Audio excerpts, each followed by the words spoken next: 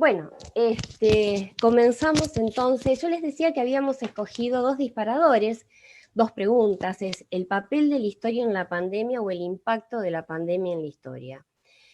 Estos interrogantes van a articular gran parte de la charla que tenemos hoy o que vamos a tener hoy con ustedes, ¿no? Que emergen básicamente o se construyen básicamente estos dos interrogantes que después quiero ir desanidando un poquito, de la mano de la ansiedad social. Es mi perspectiva, ¿no? Es decir, yo creo que desde una ansiedad social que está alimentada por una incertidumbre biomédica respecto de un virus que es emergente, cuya etiología, es decir, tratamiento, prevención, consecuencias, al día de hoy, al momento de esta charla, se desconocen prácticamente, eso alimenta una ansiedad social que se traslada básicamente a una demanda al pasado. Esa sociedad que está ansiosa, no solamente la Argentina, sino cuando hablo de sociedad lo digo en general, busca o quiere buscar en el pasado, entre otras áreas, respuestas. Respuestas que no las encuentra básicamente en la medicina. Y por eso diferentes voces se han alzado a lo largo de estos meses que afirman que con la medicina no alcanza para entender y para poder enfrentar al nuevo virus, ya sea durante la pandemia como en la pospandemia, dándole protagonismo, sobre todo a las ciencias sociales y a las ciencias humanas. Sin duda, creo yo, a este momento, sin duda la historia es una de las más interpeladas. En este sentido, ustedes mismos habrán visto la multiplicidad de ensayos que han proliferado en diferentes idiomas, las relecturas que han habido de artículos publicados en revistas académicas, indexadas, pero que han sido publicados o han sido recogidos en un lenguaje mucho más abierto y mucho más por parte tanto de la prensa escrita, de la prensa oral. En ese contexto han aparecido blogs, conservatorios, charlas virtuales, videos, etc. Es decir, lo que ha ocurrido en los últimos meses es que se abrió una variedad de canales para la difusión de la historia, ¿no? Con una característica muy, muy particular, que ya esa difusión no se hace en el lenguaje académico que estábamos acostumbrados a transmitir básicamente, o el que se transmite, o el que se admite, o el que se pide para los artículos para revistas indexadas o revistas específicas del área. Porque básicamente hay un público más amplio. El público, esa ansiedad social está alimentada por un público más amplio que quiere o encontrar respuestas en el pasado, mirando otras pestes, o simplemente alimentar un gusto por el pasado, ahora ya desde otra vertiente, desde este subcampo en el cual nosotros estamos, que es el de la historia de la salud y de la enfermedad, que era un proceso que se venía dando antes de la aparición de la COVID. Ya se venía dando un proceso de interés de un público mucho más amplio por la historia, que ahora está acentuado o redireccionado hacia este lugar. Ahora bien, lo nuestro como historiadores e historiadoras es el pasado, ¿no? Y el coronavirus no se nos escapa que es un hecho presente y que es un hecho que está transcurriendo, ¿no?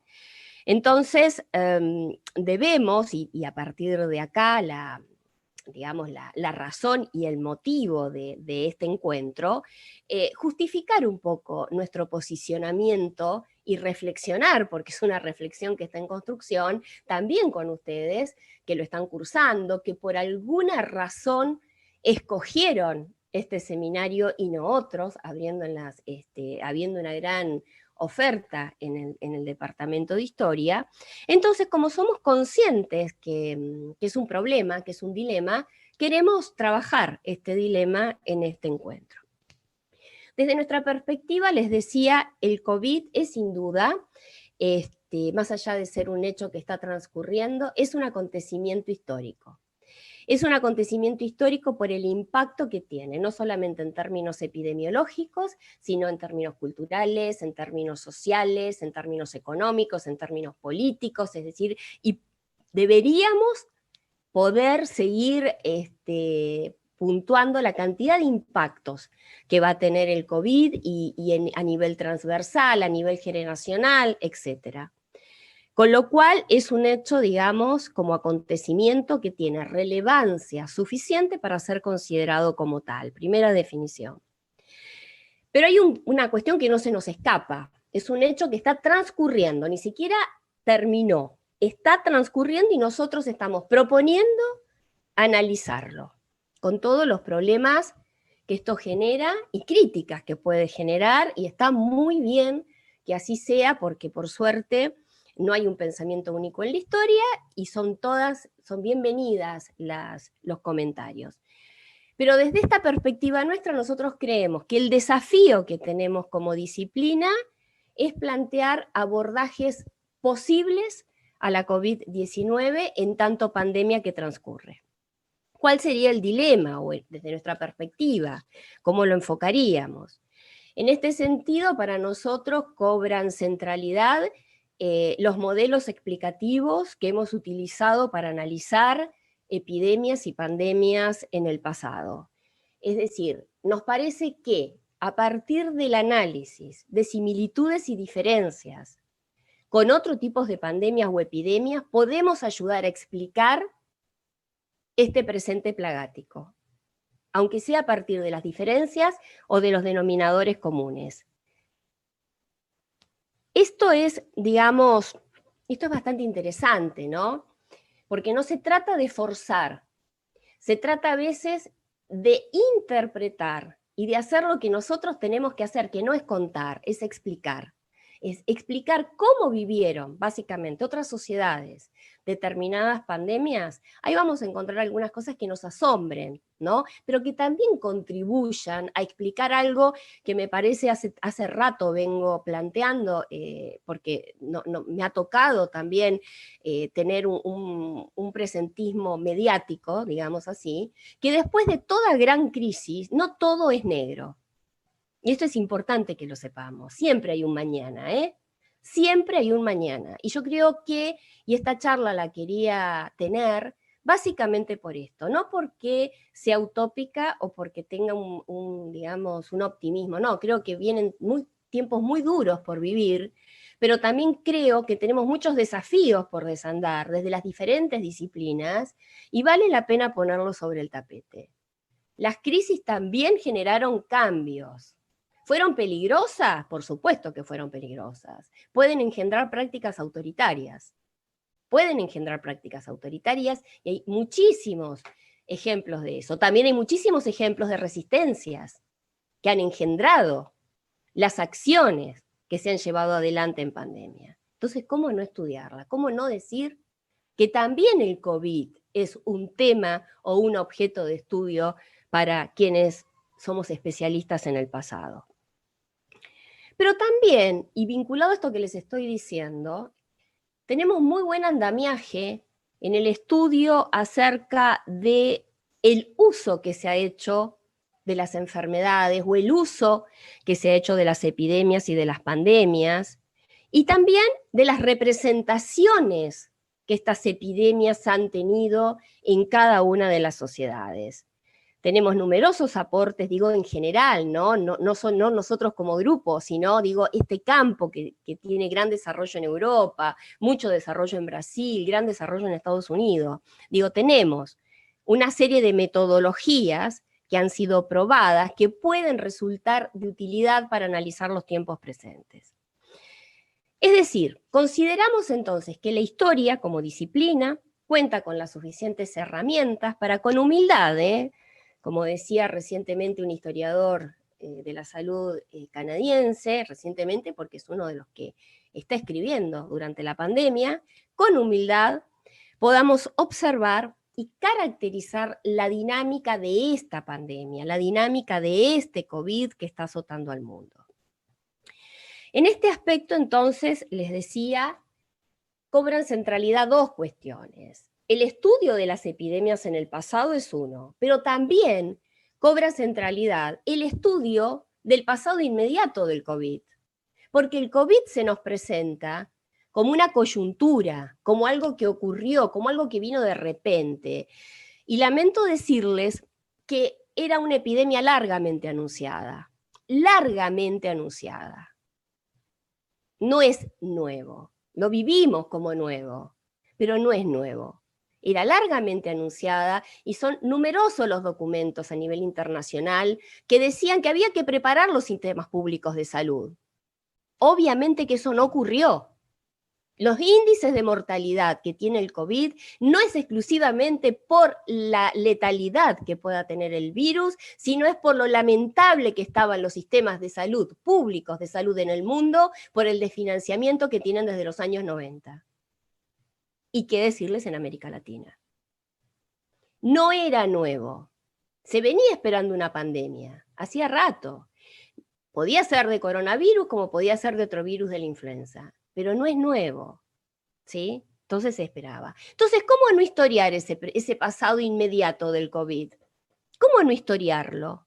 ¿Cuáles fueron las razones por las cuales los dirigentes mundiales, los dirigentes regionales, no previeron que esto podía ocurrir?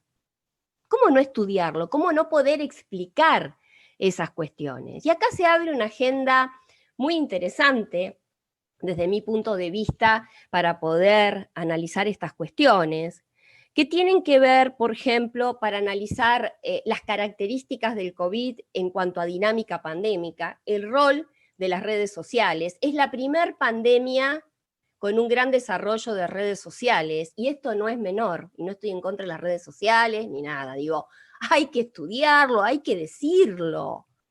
Hay que decirlo, las redes pueden ayudar para mucho, pero también hay que estudiar cuál es el condimento que le ponen a esta dinámica pandémica.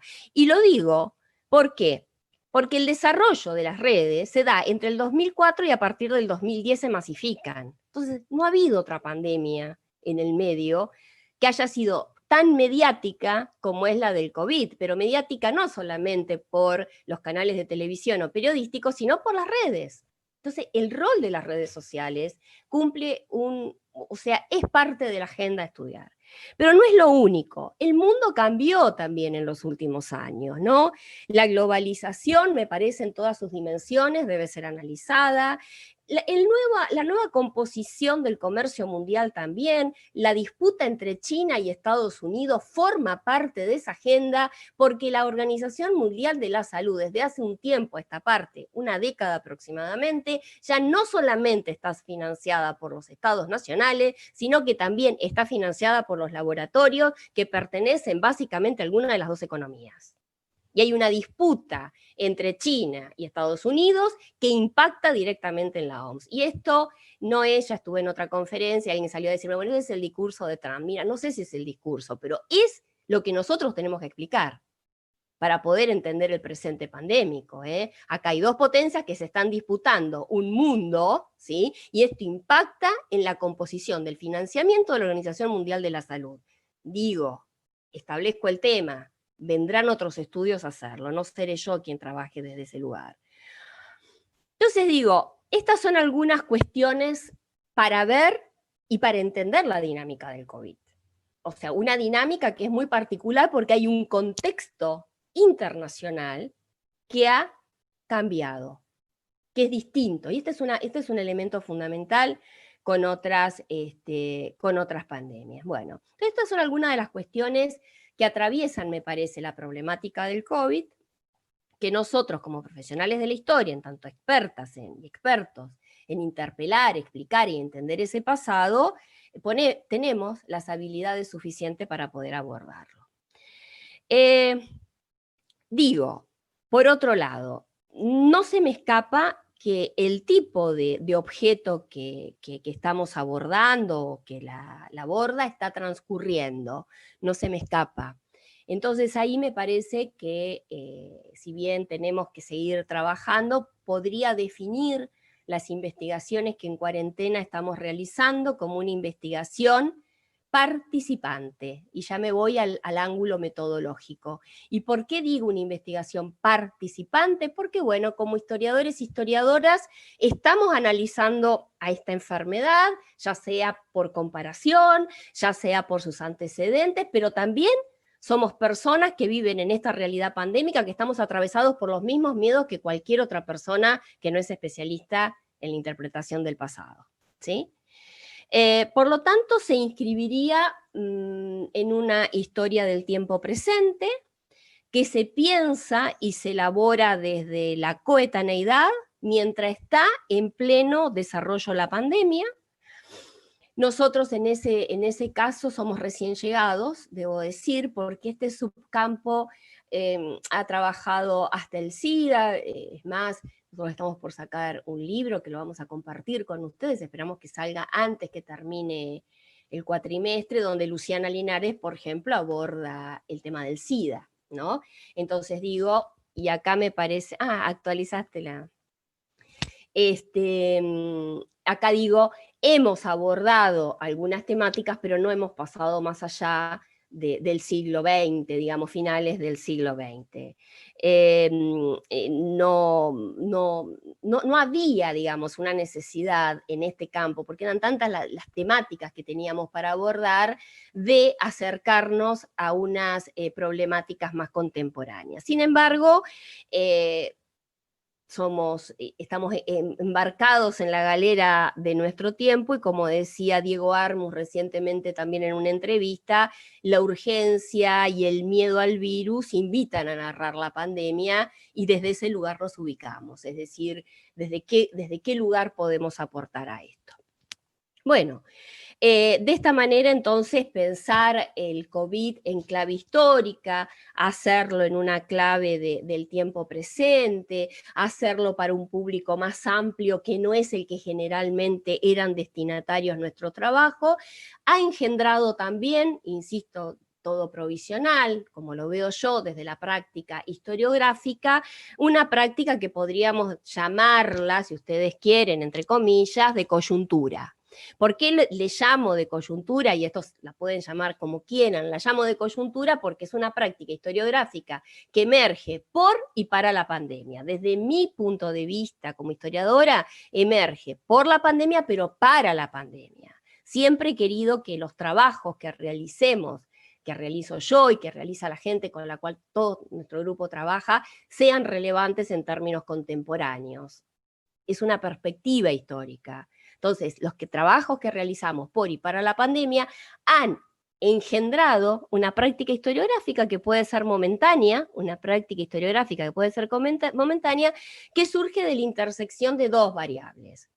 Desde la historia pública, por un lado, porque ahora tenemos un universo, digamos, de público distinto al que teníamos hace 6 meses atrás, y por el otro lado, el de la historia inmediata o el de historia presente, el tiempo presente, que como dice Carlos Barros, que digamos, en historia de debate se trata en este caso de la historia que vivimos y la historia que escribimos.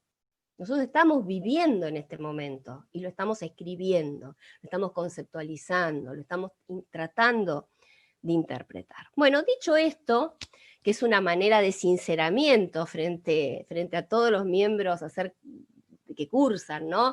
Acerca de cómo pensamos, y está muy bien que así digamos, creo que forma parte de la honestidad intelectual, y creo que si alguien está en desacuerdo, está muy bien en estarlo también, porque lo estará mirando desde otra perspectiva.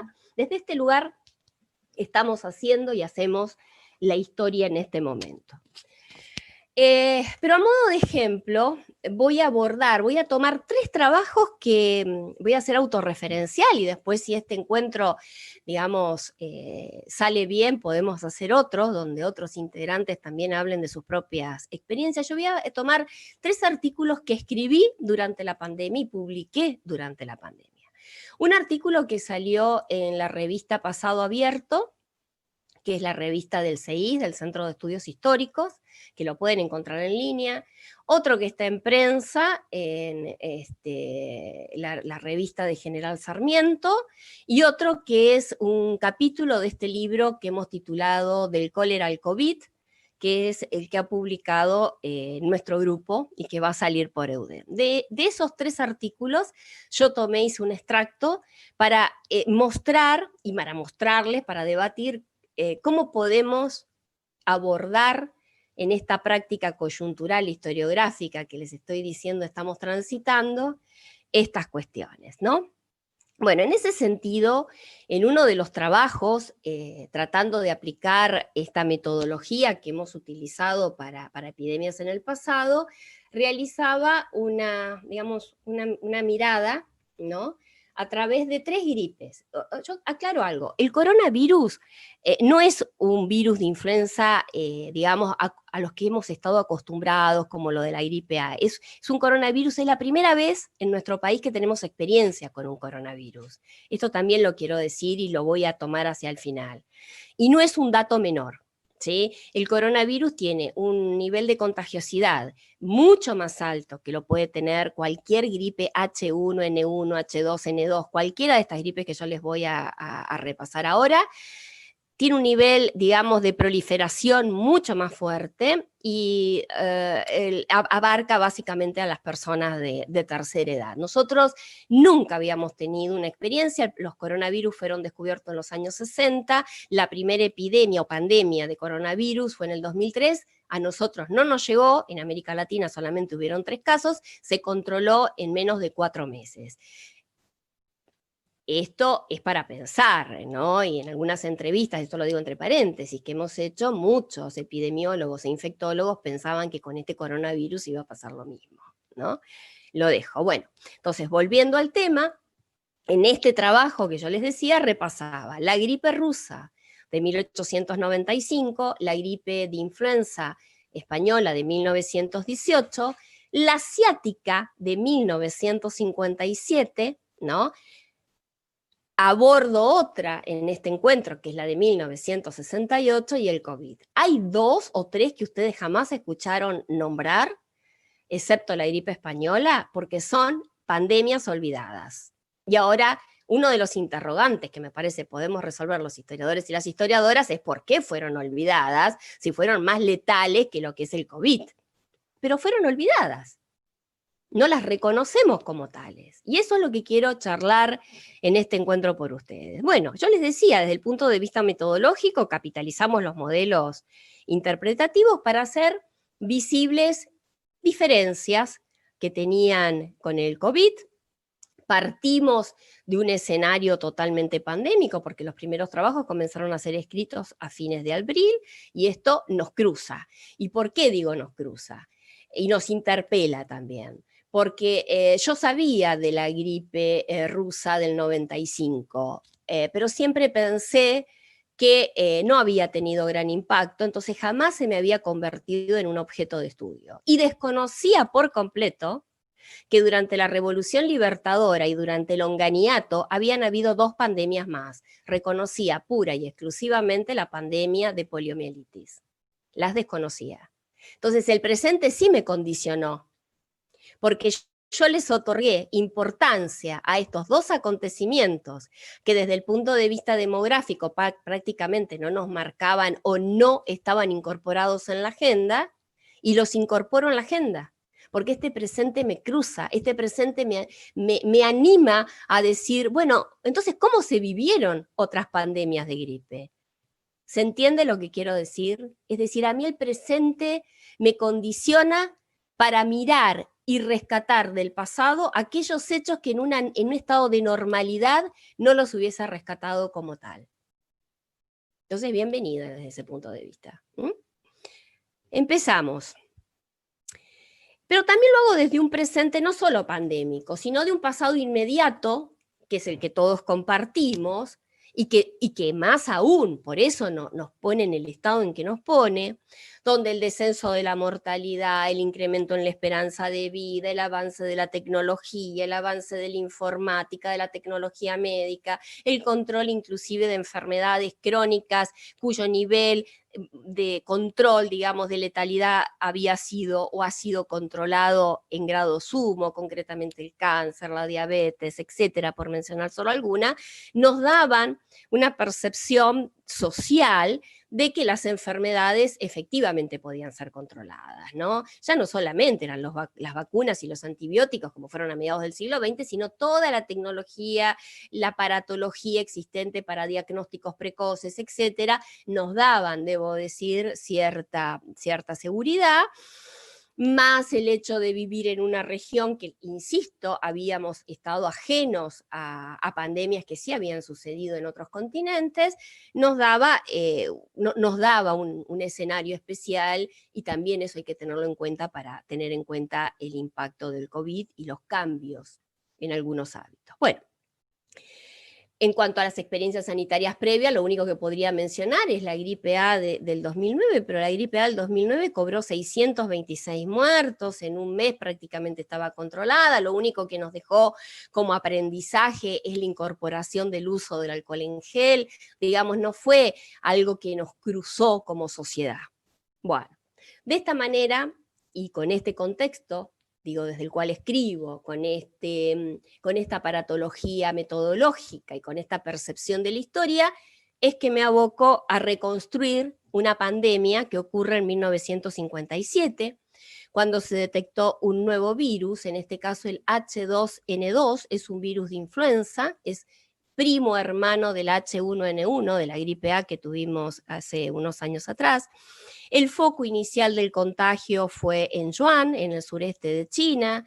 Rápidamente alcanzó grandes capitales como Hong Kong, Singapur, Taiwán, ¿no? Por eso se la conoció y se la bautizó como gripe asiática. El intenso tráfico ya para entonces, ¿no?, de viajeros en la aviación hizo que en muy poco tiempo estuviese presente en las principales capitales europeas y que también llegara a las principales ciudades de Estados Unidos. La morbilidad de la gripe asiática, y quiero aclarar, si bien lo hemos aclarado en uno de los primeros encuentros, lo vuelvo a aclarar, la morbilidad sería la cantidad de enfermos que esta gripe deja, ¿no? La morbilidad era altísima, muy alta, mucha cantidad de enfermos, 40, 50% de la población en algunas ciudades enfermaron de gripe. El grado de letalidad era bajo, según la percepción de la época. ¿Qué quiero decir que el grado de letalidad es bajo? Bueno, que llegaba a 1,5. Después voy a volver a rediscutir esto. ¿Qué es lo que es bajo y qué es lo que es alto? ¿Quién pone que es bajo y quién dice que es bajo? ¿Sí? Pues esto también es importante. Porque de última son muertos. ¿Sí? Eso es lo que tenemos que tener en cuenta. Son muertos. Bueno, para entonces, debo decir, en el 57, la Organización Mundial de la Salud sostenía que era imposible evitar la propagación del virus con medidas de cuarentenas, porque estas medidas son tan costosas como ineficaces. Y no hubo cuarentenas, a diferencia de lo que había ocurrido siglos anteriores. Recuerden ustedes que lo hemos visto con el cólera, etcétera, donde sí se aplicaban cuarentenas. A mediados de la década del 50, la OMS dice cuarentenas no. La principal medio preventivo que la Organización Mundial de la Salud apostaba era la aparición de la vacuna. Para eso, varios países van a producir la vacuna con virus que va a recoger la Organización Mundial de la Salud, que va a distribuir entre 57 centros que estaban destinados básicamente al control de influenza, más otros 46 que estaban en distintos países, que iban a ser coordinados por 2 centros, uno radicado en Londres y otro radicado en los Estados Unidos. ¿Cuál fue el problema de esto? Que las partidas de esas vacunas fueron limitadas, que no alcanzaron a llegar a todos los países, entre ellos el nuestro. Por esa razón, la segunda oleada de esta gripe, que fue en 1958, fue mucho más fuerte en países como el nuestro que la del 57. Y el índice de letalidad mucho mayor. Vamos a ver qué pasó en la Argentina. Quiero decir que por esta gripe, según la Organización Mundial de la Salud, datos oficiales, fallecieron 2 millones de personas. Esta semana hemos llegado a 1 millón de personas por el COVID. Por esta gripe, Organización Mundial de la Salud, 2 millones de personas. Algunos demógrafos dicen, lo redondean en 1 millón. Hay 1 millón que fueron reconocidos oficialmente. La Organización Mundial de la Salud, por la dificultad y la deficiencia en la toma de datos que había en los años 50, redondea que el índice de letalidad para esta gripe fue de 2 millones de personas. Muertos por gripe, 2 millones de personas. La pregunta es entonces, ¿qué pasó en la Argentina en 1957? En este sentido, hay un cambio importante demográfico. Acá yo mencionaba un texto de otro docente de la casa, de Hudson, que lo pueden ver, porque hay un proceso de transición epidemiológica en ese momento que es interesante tenerlo en cuenta, pero me voy a adentrar básicamente en qué pasó en la gripe del 57, que también la llamaban Singapur, porque generalmente las gripes tienen a veces el nombre, recogen el nombre del lugar donde surgió. Bueno, comienza a circular ese virus en pleno desarrollo de la Revolución Libertadora, una dictadura cívico-militar que había derrocado a Juan Domingo Perón en el 55. No eran épocas fáciles, ustedes ya lo saben, había dureza política, peronismo, antiperonismo, resistencia peronista.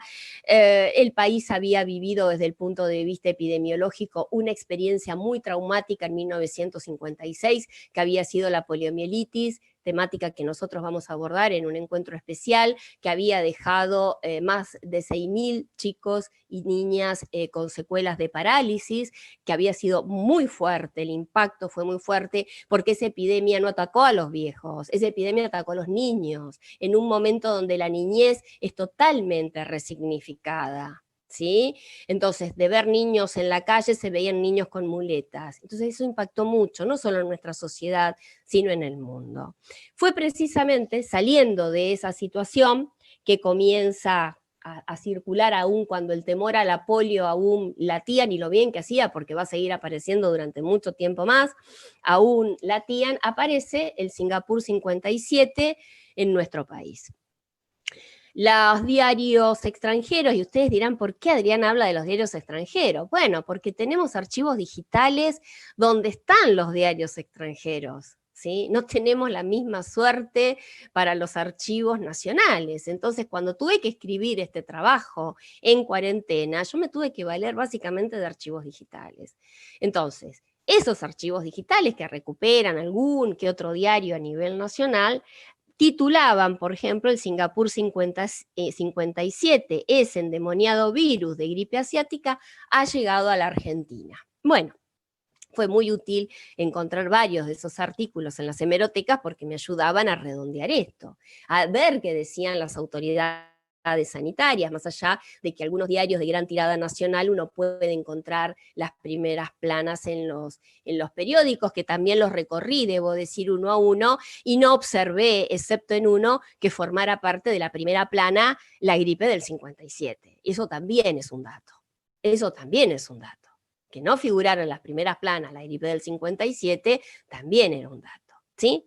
Bueno, las autoridades nacionales estuvieron lejos de emprender campañas de prevención, esas acciones las dejaron básicamente en manos provinciales, además como la misma OMS decía que la cuarentena no servía y que lo único que había que esperar la vacuna, las autoridades nacionales se hacían eco de eso. Sobre la gripe asiática se construyó básicamente, entiendo yo, la percepción de un mal menor. En las notas periodísticas, en las pocas notas periodísticas que pude encontrar en los diarios, debo decir, Clarín y La Nación, los conceptos que vertían sobre esta gripe eran, y cito literal, benigna. Es una gripe benigna. Esto quiere decir, es poco peligrosa. Y en función de esa gripe benigna, se construyeron todos los atributos que le dieron a este tipo de gripe. Por ejemplo, que fuera benigna era que prácticamente no había que tenerle miedo. Sin embargo, cuando uno comienza a ver los datos demográficos y los datos estadísticos, que esos sí, por suerte, están, pudimos reconstruir que en Mendoza atacó al 40% de la población, cosa que no es casual, porque el virus entró por Valparaíso, el virus entró por Chile, y de los países latinoamericanos, el país más atacado fue el país trasandino. Entonces es lógico, dada el intercambio de bienes y de personas que hay entre Mendoza y Chile, que Mendoza haya sido una de las provincias más atacadas, ¿no? Con un nivel de letalidad alto que superó el 1,5% en Mendoza, el índice de letalidad, insisto, el índice de letalidad son aquellas personas infectadas que fallecen por la enfermedad. Bueno, En 1958, cuando se produce la segunda oleada, ya estaba Arturo Frondizi al poder, pero al igual de lo que había ocurrido en el año anterior, otros acontecimientos políticos y sanitarios le quitaron centralidad a este segundo brote. Desde el punto de vista sanitario, debo decir que sí ocupaba la primera plana la fiebre hemorrágica que se había desatado en la provincia de Buenos Aires, y cómo no iba a ocupar la primera plana si también afectaba a las cuestiones económicas, porque la fiebre hemorrágica afecta básicamente al ganado, ¿no?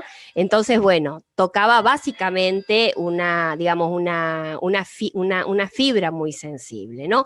Igualmente esta gripe siguió, continuó y se fue como había llegado. Terminó el invierno, esta oleada fue fuerte y ahí terminó. ¿Cuál fue la mortalidad que dejó en la Argentina? Según datos oficiales, la mortalidad que dejó en la Argentina no llegó al 1%. No fue el caso, insisto, de provincias como Córdoba o Mendoza, donde superó el 1%. Ahora, yo les planteo, en el mundo contemporáneo en el cual nosotros vivimos, que estamos azotados por una pandemia de COVID, que recién tiene 1 millón de muertos, y esta pandemia, insisto, tuvo aproximadamente 2 millones de muertos, fue muy sorprendente para nosotros cuando recurrimos o quisimos hacer historia oral, contactando personas que en ese momento habían tenido entre 18 y 30 años, que ahora cursan unos 80, que esta pandemia no la recordaran. No la recordaban. Decían, sí, la polio, sí, nos podían hablar horas, pero de esta gripe no. Recién, cuando encontramos personas cuyos padres habían fallecido, que habían tenido un fallecimiento en su familia, ahí sí habían recuerdos sobre el padecimiento. Pero en la población en general, no. Cosa que me parece no va a ocurrir con el COVID, porque en tanto esa experiencia colectiva, puedo no enfermarme, pero yo creo que dentro de 4, 5, 6 décadas lo vamos a seguir recordando. Entonces, una primera respuesta a este olvido puede ser ese índice de letalidad, ¿no? Es decir, bueno, tenía un bajo índice de letalidad si lo comparamos con la gripe española, que mató aproximadamente 50 millones de personas. Entonces, sí, obviamente, el índice de letalidad con 2 millones de personas no es alto. Ahora, si yo considero que el índice de letalidad del COVID es menor,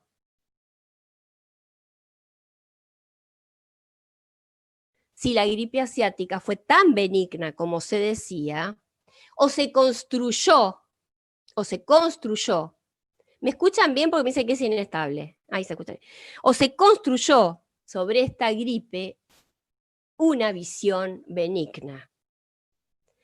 Y acá una idea tranquilizadora de la gripe, en un país y en un mundo que tenía otras cuestiones más urgentes que atender, porque si ustedes miran los diarios de la época, la gran preocupación era la posibilidad de una tercera guerra mundial. Entonces, digo, se construyó una imagen benigna, y para eso, digo, hay 3 o 4 conceptos que me parecen importantes rescatar. Construcción, incertidumbre y vacuna. Digo construcción porque las formas en que se vive una enfermedad epidémica o pandémica por parte de una población, en tanto, insisto, es una experiencia colectiva, es también una construcción. Está lejos de ser pura y exclusivamente un hecho biológico. Como vivo, como experimento la enfermedad, forma parte de mi proceso cognitivo, donde entran numerosos factores económicos, ideológicos, culturales, ¿sí? No se vive la enfermedad, les puedo asegurar que no vivimos de la misma enfermedad determinados sectores que otros sectores más vulnerables, ¿eh? No se vive de la misma manera, no se padece de la misma manera. Hasta los lazos de solidaridad son distintos. Entonces digo, cada enfermedad se vive y se padece de diferente manera, pero en tanto experiencia colectiva tengo denominadores comunes que me la hacen percibir de determinada forma. Y una de las explicaciones que puedo encontrar es que en los años 50 había sido creada básicamente en 1948 como consecuencia de la la Salud de las Naciones, se había creado una entidad que tenía en ese momento un grado de aceptación y de credibilidad enorme, que era la Organización Mundial de la Salud. Desde ese espacio salió el concepto de gripe benigna, que se multiplicaba al mismo ritmo que se multiplicaba el virus por todas las naciones. De ahí también salió que el mecanismo de cuarentena no era apto para la prevención, solamente lo que había que hacer era aislar a los casos más agudos. Es decir, el mundo médico no demostraba alarma por esta gripe, transmitía tranquilidad.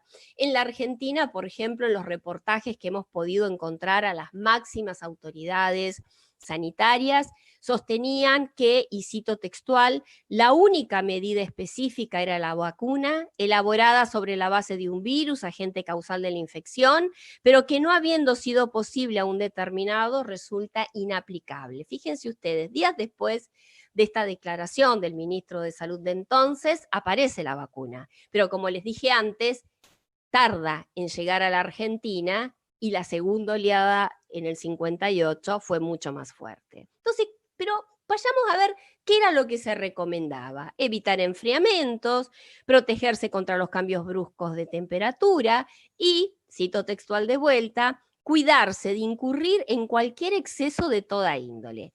Más allá de las apreciaciones de tipo moralizante sanitario que podemos encontrar en esta frase, que lo dejo para otro momento, lo llamativo es que la única solución que en ese momento tenían era una vacuna que hasta ese momento era inexistente. Pero eso se decía desde la percepción de una enfermedad que se la consideraba y se la rotulaba como benigna, aunque los niveles de mortalidad fueran crecientes, y en este trabajo que les mencionaba de pasado abierto, es muy claro, los índices de mortalidad, ni siquiera con el decenio posterior, con los 2 años anteriores, se incrementan sustancialmente, y cuando analizamos las causas de muerte, las de neumonía surgen sustancialmente. Entonces digo, este también es una vuelta para entrarle a analizarle el impacto que tuvo el virus. Entonces, lo que se dio concretamente en el 57 fue la sensación, se brindó una sensación tanto de los organismos internacionales, desde los profesionales de salud, como desde los organismos políticos, de pandemia controlada. Y es posible que esto, o esta razón, la haya condenado al olvido, ¿no? Aunque, como les decía, muertos hubo, fueron muchos, y superamos el 1% de letalidad. Hoy, la pandemia del COVID, con menos muertos, nadie, me parece, ha escuchado decir que puede ser concebida como una pandemia benigna. Si tuviésemos que explicar a través de las diferencias qué es lo que se ha modificado, podríamos decir que la pandemia de esta con la del 57 se vive en tiempo real. Antes de que llegara a nuestro país, sabíamos la cantidad de casos, cómo iba creciendo, cuáles eran las realidades sanitarias de cada uno de los países, ¿no? Entonces, esta pandemia que es tan mediática, ¿no? Se percibe también de otra manera, porque ya no es solamente un único mecanismo o canal de difusión de la pandemia, como era en el 57 la Organización Mundial de la Salud, que enviaba los reportes iban a los estados y los estados los mandaban a la sociedad, sino que nosotros en este momento, por suerte, no hay intermediación. Si ustedes observan, uno de los principales canales de comunicación que tiene la OMS es Twitter. Las comunicaciones de la OMS salen primero por Twitter y después se suben a su página, con lo cual la forma de visualizar la pandemia se ha modificado gracias, en este caso, a las redes sociales. Bueno, ¿qué pasa tiempo más tarde, no? Es decir, ¿hubieron otras pandemias? Sí, 10 años después aparecen otra pandemia, básicamente, en un momento donde la Argentina escribía digamos, un capítulo muy particular de su historia, que había empezado en 1966, cuando las Fuerzas Armadas habían destituido al gobierno constitucional y democrático de Ilia y un grupo de comandantes había designado a Juan Carlos Onganía como presidente. A nivel internacional, las miradas estaban puestas en el conflicto de Vietnam, en los asesinatos de líderes prominentes, en las manifestaciones públicas que eran generalizadas, y en ese contexto, en 1968, se supo que un nuevo virus entonces azotaba el mundo, era un virus desconocido también, que aparece en China, se llama el virus de Hong Kong porque el primer lugar donde apareció fue en Hong Kong, en poco tiempo se reportaron más de 500.000 casos, y bueno, y se expandió primero a las grandes capitales europeas, a Estados Unidos llegó junto con los soldados que regresaban de Vietnam, y a diferencia de la epidemia anterior, y acá también va un aporte para pensar el COVID, no se desarrolló en 2 oleadas, sino que tuvo más de 2 oleadas, es decir, hasta 1971 tuvimos oleadas de la H3N2, que es el virus que se propagó en esta época. Con un comportamiento, es decir, una dinámica pandémica también para aportar al COVID, que no fue igual en todas las regiones. Por ejemplo, en América del Norte la primera oleada fue la más letal porque inmediatamente apareció la vacuna, a diferencia de Europa, donde la oleada más letal fue igual que en nuestro país, es decir, en la segunda oleada, la de los años 70. En nuestro país se estima que el impacto que tuvo o a la cantidad de población que infectó al nuevo virus superó básicamente el 30%. A nivel de letalidad fue menor que la gripe asiática, murieron en el mundo alrededor de 1 millón de personas, 1,5 millones de personas registradas por la Organización Mundial de la Salud, admite que murieron 1,5 millones de personas. Ahora bien, a pesar de haber muerto 1,5 millones de personas, y nosotros con el COVID observamos que este virus paralizó al mundo con una cantidad menor de muertos, debo decirles que esta pandemia, que aproximadamente cobró 1,5 millones de personas, la vida cotidiana no se alteró por el nuevo virus, tampoco concitó la atención política ni siquiera de los países, digamos, europeos. La prensa sí se anunciaba en la prensa un vasto programa de vacunación que se haría durante el gobierno de Onganía, que iba a comenzar con los empleados de los servicios públicos esenciales, que se iba a extender al resto de la población, pero siempre con el apoyo de los sectores privados, cuestión que entiendo yo terminó dependiendo de cada empresa vacunar o no a su personal, pero independientemente de eso, digo, la vida continuó, no se aplicaron cuarentenas, solo se apelaba a la responsabilidad, pidiendo que se tomaran medidas higiénicas, evitar el enfriamiento y las aglomeraciones, según lo que ustedes mismos ahora, si podemos, vamos a escuchar en un ratito. Sin embargo, quiero mencionarles que solo con mencionar o recorrer los diarios de la época vemos que estas recomendaciones que se hacían desde el poder político de evitar aglomeraciones no se cumplió. Se dieron en ese momento y contemporáneo al desarrollo de la pandemia espectáculos de alta masividad, como fue el fútbol, por ejemplo. El fútbol no fue suspendido, ¿no? Y no solamente el fútbol no fue suspendido, sino que eran momentos de grandes movilizaciones, donde las calles, ya sea por protestas, por movilizaciones políticas o por festejos, estuvieron colmadas. Ese año gana el campeonato Estudiantes de La Plata y las capitales de Buenos Aires, Las Platas, eran masivas digamos, el festejo que había, digamos, paralelamente al desarrollo de esta pandemia, ¿no? También es real que a nivel internacional no era objeto de atención por parte de la prensa nacional. ¿Qué quiero decir con esto? No se visualizaba en la prensa nacional lo que estaba aconteciendo en otras capitales europeas, porque debo decir que otras capitales europeas tuvieron que habilitar, por ejemplo, los túneles de los subtes para acumular cadáveres. Pero eso la prensa nacional no era reflejado, ¿no? Digamos, con lo cual la experiencia de esa epidemia se reducía básicamente al espacio doméstico, ¿sí? Y quienes la vivenciaban por ahí de una manera mucho más crítica, era básicamente aquellos que experimentaban en sí la dolencia, ¿no?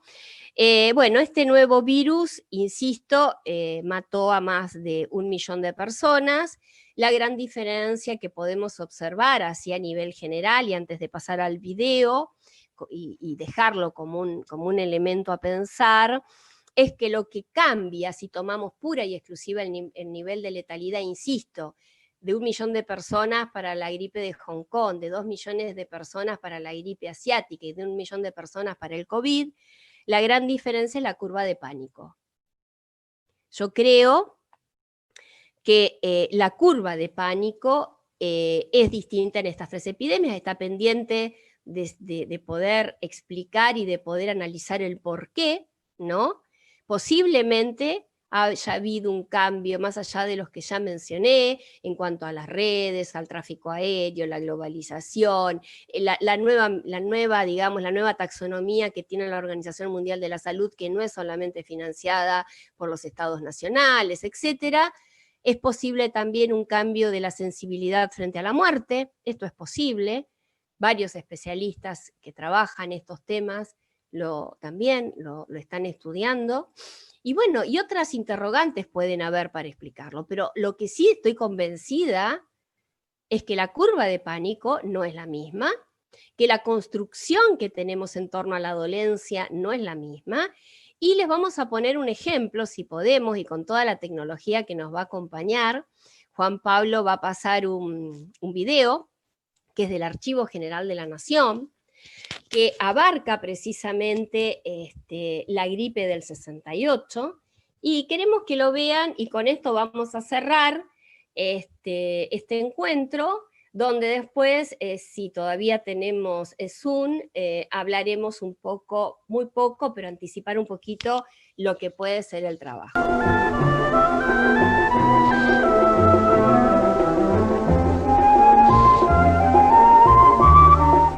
Junto con los primeros fríos, el país se dispone a recibir la visita de una viajera indeseable que viene de dejar el tendal de víctimas en las naciones del hemisferio norte. Nos referimos a la gripe asiática o gripe de Hong Kong. Algunos pueblos echaron mano de medidas al parecer exageradas o extravagantes para prevenirse contra el terrible virus, pero había que defenderse. En nuestro país se ha proyectado un vasto programa de vacunación que se iniciará con el personal de los servicios públicos indispensables y se extenderá con la colaboración de importantes sectores industriales a los obreros y familia de los trabajadores. La Fundación Lowe, por ejemplo, resolvió proceder a la vacunación del personal de Lowe Argentina. Para ello, por intermedio del servicio social de la empresa y bajo la dirección del cuerpo médico, se optó por utilizar, en esta ocasión, una vacuna polivalente que contiene los principales vectores de las últimas epidemias, aplicada con el sistema Hipospray, que elimina jeringa y aguja y por consiguiente el riesgo de contaminación. Esta vacuna antigripal de procedencia europea y fraccionada en el país confiere inmunidad por el término de 1 año.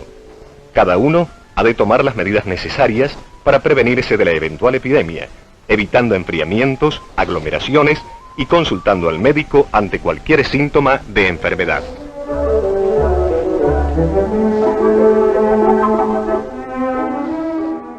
Bueno, hasta acá entonces el encuentro, la idea es, bueno, nada, un primer acercamiento, veremos de poder hacerlo más seguido. Y también comentarles, adelantarles, ahora que estamos todos juntos y todas juntas, la idea que tenemos para el trabajo final, que es que hagamos entrevistas, que aprovechemos el COVID para poder, digamos, también entrenarnos, en este caso en las técnicas de historia oral. Después iremos afinando la presentación, nos iremos contactando, pero la idea es que ustedes vayan pensando en 3 entrevistas, que pueden ser a enfermos recuperados de COVID, puede ser a personal de la salud que ha estado, digamos, trabajando en la lucha contra el COVID, mediante un cuestionario, que es lo que nosotros les proponemos trabajar ahora vía mail con cada uno de nosotros, una vez que ustedes tengan a los informantes, ¿sí? Poder trabajar ese cuestionario, que después la idea, el trabajo final, consistirá en una desgrabación de esas 3 entrevistas, ¿sí? Y además una interpretación en función de alguna problemática que ustedes se planteen. No sé, la problemática del temor, la problemática del miedo a la muerte, la problemática del contagio, de vivir la epidemia, de transitar la epidemia como profesionales. Cada uno definirá el problema, ¿sí? Pero la idea es que se escojan 3 personas para entrevistar que tengan que ver una vinculación con el COVID, ¿sí?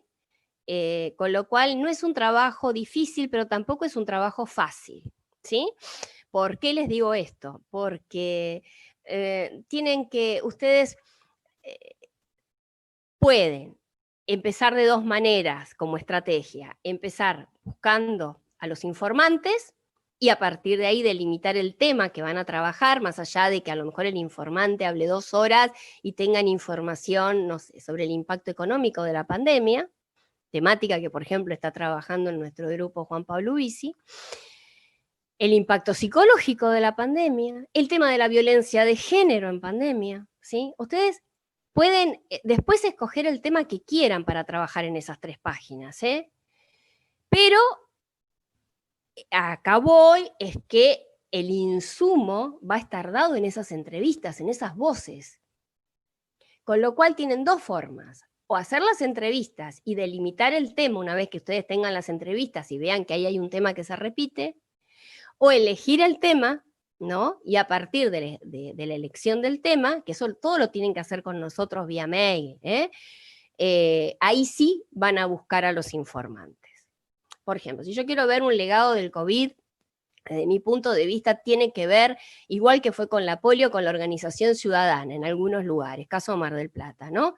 El Comité de Emergencia de los Barrios muestra claramente, y bueno, y Luciana lo está estudiando para Miramar, que hay sectores que frente a la ausencia del Estado se organizan, ¿sí? Yo creo que eso es un legado del COVID, porque lo mismo pasó con la polio. Frente a la ausencia de un Estado para generar entidades de rehabilitación, las mismas sociedades se organizaron, no solo acá en el mundo, para hacer centros de rehabilitación y acá para capear la pandemia. Entonces digo, el tema es abierto, pero la técnica que les estamos pidiendo es de historia oral. No se asusten, para esto van a tener una clase que van a poder escuchar 10 veces como hacemos las nuestras, sobre técnicas de la historia oral, ¿sí? Pero todos estos encuentros y los que vamos a tener deben irles a ustedes despertando el bichito de algún tema o bien de encontrar informantes que, debo decir, a esta altura se los estamos pidiendo porque es muy fácil, porque uno los contacta vía telefónica, vía WhatsApp, o uno les puede mandar el cuestionario y ellos responden. Se pierde mucho en eso, pero bueno, es una de las vías para trabajar también en temas, en momentos de excepcionalidad como son estos, ¿no?